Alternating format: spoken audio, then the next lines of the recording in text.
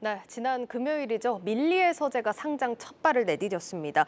이 소식이 알려지면서 오늘 관련주로 묶인 지니뮤직의 주가 좀 튀어오르는 모습이었는데 그런데 좀 주의해야 할 부분이 짧은 역사와 누적된 적자, 지금 위험 요소로 지적이 되고 있다고 합니다. 시장을 성공적으로 안착할 수 있을지 이 사안은 유통산업부 박승환 기자와 함께 점검해 보도록 하겠습니다.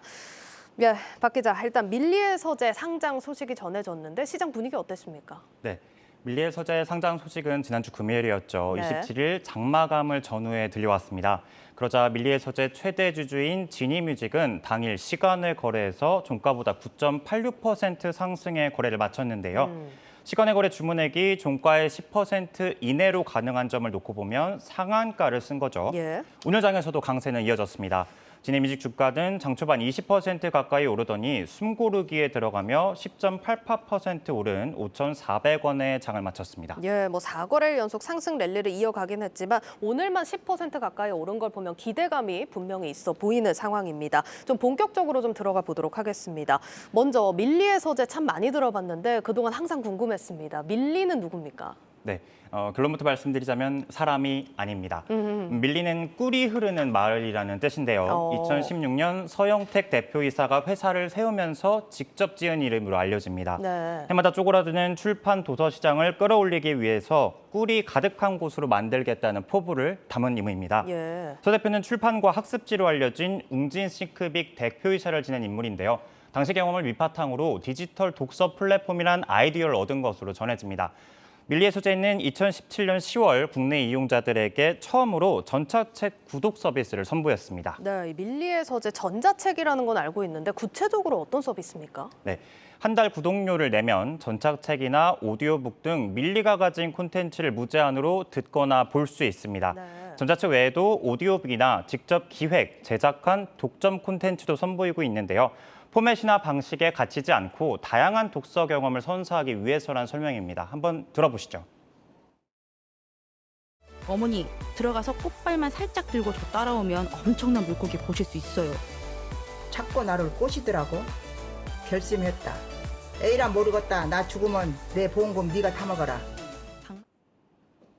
밀리의 서재는 기업 공개를 통해 확보한 자금으로 오리지널 콘텐츠를 늘리고 콘텐츠 투자도 확대할 계획입니다. 예, 요즘 전자책도 그렇고 오디오북도 그렇고 수요가 많이 늘어나고는 있다고 하지만 사실 어떻게 전체적으로 보자면 책을 읽는 수요가 점점 줄어들고 있는 게 맞거든요. 그렇죠. 요즘 출판 시장 상황은 어떻습니까? 네. 밀리의 서재 외에도 리디나 탑코, 레진엔터 등 전자책 플랫폼 사업자들이 매출을 이끌고 있습니다.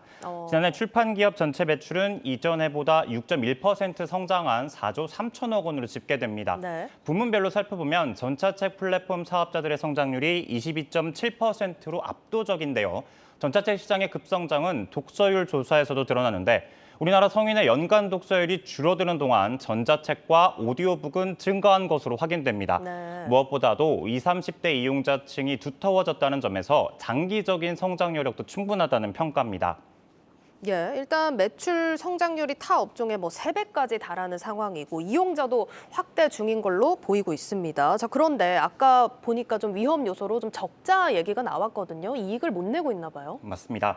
지난해 8개 전자책 플랫폼들의 영업이익은 2020년보다 93.3%나 줄었습니다.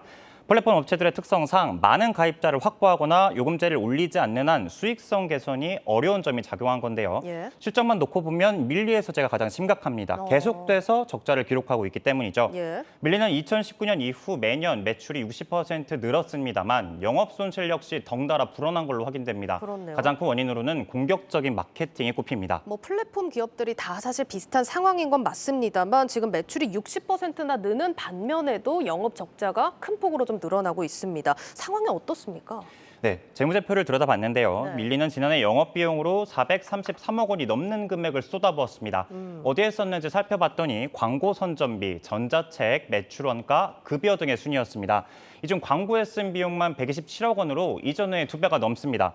실제로 밀리는 지난해 3월이었죠. 조정석 배우를 모델로 TV 광고를 시작한 바 있는데요. 네. 광고의 효과인지 지난 4월 기준 누적 회원 수는 450만 명으로 지난해보다 150만 명 늘어난 것으로 전해집니다. 광고 효과는 확실히 있는 걸로 보이긴 하는데 어쨌든 일단 상장에 나서는데 실적이 적자가 있는 상황입니다. 테슬라 요건을 이용하나 봐요. 맞습니다. 테슬라 효과는 이익을 내지 못하더라도 성장성을 인정받으면 거래소가 직권으로 상장을 허락해주는 제도입니다. 예. 한국거래소가 정하는 곳 중 2개 기관에서 일정 등급 이상의 기술력을 인정받으면 자격을 얻는데요. 네. 2018년 카페24를 시작으로 올해 초 K옥션까지 이 제도를 이용해서 증시 입성에 성공했습니다. 주로 바이오와 첨단 소재, IT 회사들이 있는데 상당수가 공모가를 밑도는 상황입니다. 테슬라 요건 상장을 두고 개미 무덤을 만드는 게 아니냐는 지적을 나오는 이유가 바로 여기 있습니다. 예, 뭐 테슬라 상장에 대한 지금 우려는 있다 이렇게 좀 살펴보고 있습니다. 그래도 사실 오늘 지니뮤직 주가 같은 걸 보면은 사실 투자자들이 어느 정도 기대감이 있기 때문에 들어오시는 거잖아요. 근거가 있을까요? 네, 최대 주주인 지니뮤직이 KT그룹의 계열사이자 밀리의 소재가 KT그룹 콘텐츠 사업의 핵심이라는 점이 투자 심리를 갈구는 것으로 분석됩니다.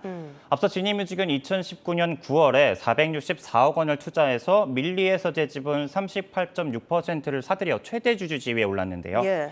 구현무 KT 대표 역시 지난 3월 주주총회에서 밀리 소재와 K뱅크 등 자회사들의 연내 상장 계획을 공언한 바 있습니다. KT가 최근 오리지널 콘텐츠와 원천 IP 확보에 총력을 기울이는 상황에서 지니뮤직과 밀리 소재가 투자 중추에 놓일 것이라는 전망이 지배적입니다. 투자은행 업계가 평가하는 밀리의 소재 기업 가치는 3천억 원인데 인수 당시 지니뮤직이 내건 밀리의 소재의 목표 가치는 1조 원이었습니다.